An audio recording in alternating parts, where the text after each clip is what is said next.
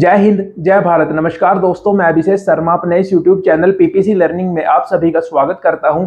आज हम इस वीडियो में पढ़ेंगे आर्टिकल 27 और आर्टिकल 28। ये दोनों बहुत छोटे छोटे आर्टिकल हैं, लेकिन इनसे कई बार क्वेश्चन बहुत अच्छे से फंस जाता है एग्जाम में। चलिए शुरू करते हैं। देखिए, जब 26 नवंबर 1949 को हमारे भारत देश का संविधान बनकर तैयार हुआ, या फिर हम कह सकते हैं 26 जनवरी 1950 को जब हमारे भारत देश का संविधान लागू हुआ, उस समय हमारे भारत देश के संविधान में 7 मूल अधिकार थे। लेकिन फिर बाद में क्या हुआ, जो संपत्ति का अधिकार था उसको मूल अधिकार के पोर्शन से हटा के कानूनी अधिकार बना दिया गया। अब वर्तमान में क्या सिचुएशन है कि हमारे भारतीय संविधान में 6 मूल अधिकार हैं, जिनमें से अब हम पढ़ रहे हैं धार्मिक स्वतंत्रता का अधिकार।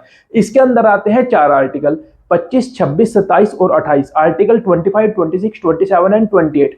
25 और 26 हम पढ़ चुके हैं और 27 और 28 ये आपके सामने रहा। चलिए शुरू करते हैं। देखिए, आर्टिकल 27 क्या कहता है, सिंपल सा है, धर्म की अभिवृद्धि के लिए कर संग्रह से स्वतंत्रता। की हमारे भारतीय देश में, हमारे भारत देश में जो सरकार है हमसे जो टैक्स लेती है, उस टैक्स का यूज किसी विशेष धर्म या किसी विशेष संस्थान की अभिवृद्धि यानी वृद्धि के लिए यूज नहीं किया जा सकता। अब इसका मतलब क्या है, क्या किसी की भी वृद्धि के लिए यूज नहीं किया जा सकता, या किसी भी संस्थान या धर्म की रखरखाव के लिए यूज नहीं किया जा सकता? ऐसा नहीं है। यहाँ पे कहा गया है किसी विशेष धर्म की अभिवृद्धि के लिए जो टैक्स है उसको नहीं लिया जा सकता। इसका मतलब क्या है, करों का प्रयोग, मतलब जो हमसे टैक्स लिया जा रहा है सरकार के द्वारा सभी धर्मों के रखरखाव, देखिए शब्द क्या है, सभी धर्मों के रखरखाव एवं उन्नति के लिए किया जा सकता है। यानी सभी धर्मों के लिए किया जा सकता है, लेकिन किसी एक धर्म के लिए नहीं किया जा सकता। यह हम बिल्कुल सिंपल भाषा में समझे कि हमारे से, हम भारतीय देश के जो नागरिक हैं, हमारे से धर्म के नाम पे कोई भी टैक्स नहीं लिया जा सकता। अब आपके मन में एक डाउट आया होगा कि जब आप कई बार किसी मेले में जाते हैं तो आपसे वहां पे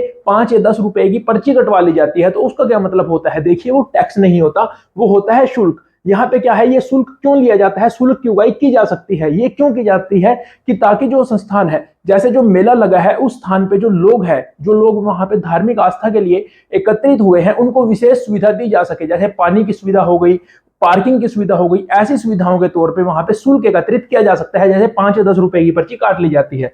यही था बिल्कुल सिंपल सा आर्टिकल 27। फिर 28 क्या है, ये इंपॉर्टेंट है, धार्मिक शिक्षा में उपस्थित होने से स्वतंत्रता। कि मान लीजिए कोई भी शिक्षण संस्थान है या कोई भी धार्मिक संस्थान है, कोई भी संस्थान है, वहां पे किसी को भी ये इस बात के लिए फोर्स नहीं किया जा सकता कि आप इस विशेष धर्म की पूजा कीजिए या इस पूजा अर्चना में आप शामिल होइए। मतलब ये स्वतंत्रता दी गई है संविधान के द्वारा।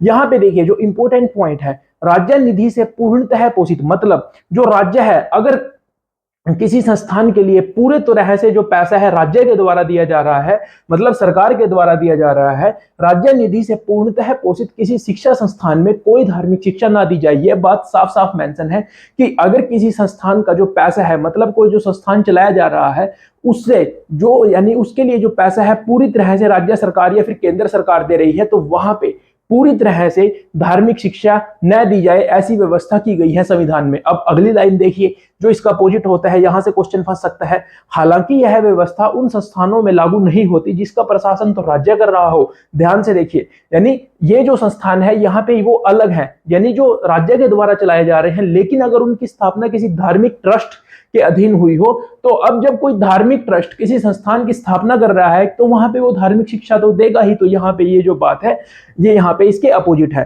अब देखिए, यहाँ पे 4 चीजें मैंने लिखी है, कहाँ पे धार्मिक शिक्षा अलाउड है और कहाँ पे धार्मिक शिक्षा स्वैच्छिक है। देखिए, यहाँ पे पूरी तरह से राज्य द्वारा बनाए गए संस्थान या राज्य द्वारा पूरी तरह से जहां पे फंड आता है, वो जो संस्थान है वहां पे जो धार्मिक शिक्षा है वो पूरी तरह प्रतिबंधित है। ठीक है। फिर देखिए, राज्य द्वारा प्रशासित लेकिन किसी ट्रस्ट द्वारा स्थापित, ये बात जो हमने यहाँ पढ़ी थी, यहाँ पे अनुमति है। मतलब यहाँ पे जब किसी ट्रस्ट ने, अब जो कोई ट्रस्ट है वो धार्मिक ट्रस्ट है, अगर वो अपने से संबंधित कोई संस्थान बनाएगा तो वो तो वहां पे धार्मिक शिक्षा दे ही सकता है। तो कॉमन सी बात है। अब ये जो पॉइंट है, राज्य द्वारा मान्यता प्राप्त निजी, अब यहाँ पे जैसे जो स्कूल है राज्य ने उनको मान्यता दी है, बोर्ड ने, राज्य जो बोर्ड होता है उन्होंने उसको स्टेट बोर्ड ने मान्यता दी है, तो वहां पे स्वैच्छिक है। मतलब क्या है स्वैच्छिक का, कि जो बच्चे हैं उनके ऊपर डिपेंड करता है कि वो धार्मिक शिक्षा में, मतलब धार्मिक जो भी एक्टिविटी है उसमें शामिल होना चाहते हैं या नहीं, वो उनके ऊपर डिपेंड करता है। अब अगर बच्चे 18 साल से कम एज के हैं तो जो उनके अभिभावक हैं, उनके पेरेंट्स हैं, उनके गार्जियन हैं, उनसे पूछा जा सकता है, उनकी अनुमति यहाँ पे आवश्यक होती है। अगर वो कहते हैं कि हमारे बच्चे शामिल नहीं होंगे तो वो नहीं होंगे, और या उनकी मर्जी है वो शामिल हो सकते हैं, मतलब उनके ऊपर छोड़ दिया गया है, स्वैच्छिक है। यही हाल एनजीओ में है। राज्य द्वारा वित्त सहायता प्राप्त जो एनजीओ होते हैं तो उनमें जो शामिल होते हैं बच्चे, उनके लिए भी स्वैच्छिक है कि वो धार्मिक शिक्षा में शामिल होना चाहते हैं या नहीं। अब उनकी आगे मर्जी है। तो ये चार यहाँ पे जो बातें हमने यहाँ पे डिवाइड की है चार तरह से, आपको ये अच्छे से याद रखनी है। अगर आपको आर्टिकल 27 और 28 अच्छे से समझ आए हो तो वीडियो को लाइक कीजिए, अपने सारे दोस्तों के साथ शेयर कीजिए। अब एक छोटी सी बात और यहाँ पे आपको मैं बताना भूल गया कि देखिए, जो भारतीय संविधान है वो क्या करता है, धार्मिक स्वतंत्रता का अधिकार देता है। तो क्या राज्य धर्म के मामले में बिल्कुल भी इंटरफेयर नहीं कर सकता? जी नहीं, ऐसा हमारे भारतीय देश में नहीं है। अगर लोगों की भलाई के लिए आवश्यकता पड़े तो जो हमारे भारत देश में सरकार है या जो प्रशासन है वो धार्मिक मामलों में भी इंटरफेयर कर सकता है ताकि आम जनता की भलाई हो सके। जैसे धार्मिक प्रथाओं पर भी रेस्ट्रिक्शंस लगाए जा सकते हैं। तीन ऐसी बातें दी गई है, और वो तीन कौन कौन सी है? हेल्थ के आधार पे राज्य इंटरफेयर कर सकता है धार्मिक मामलों में, मोरालिटी यानी नैतिकता के आधार पे, और एक हो गया तीसरा पब्लिक ऑर्डर, मतलब नियम कानून अगर तोड़े जाए तो भी राज्य धार्मिक जो मामले हैं उनमें इंटरफेयर कर सकता है और व्यवस्था को सुधार सकता है। तो ये तीन के तीन आपको याद रखनी है, स्वास्थ्य, नैतिकता और नियम कानून यानी पब्लिक ऑर्डर। तो अब अगर आपको वीडियो अच्छी लगी हो तो चैनल को जरूर सब्सक्राइब कीजिए। थैंक यू, मिलते हैं अगली वीडियो में।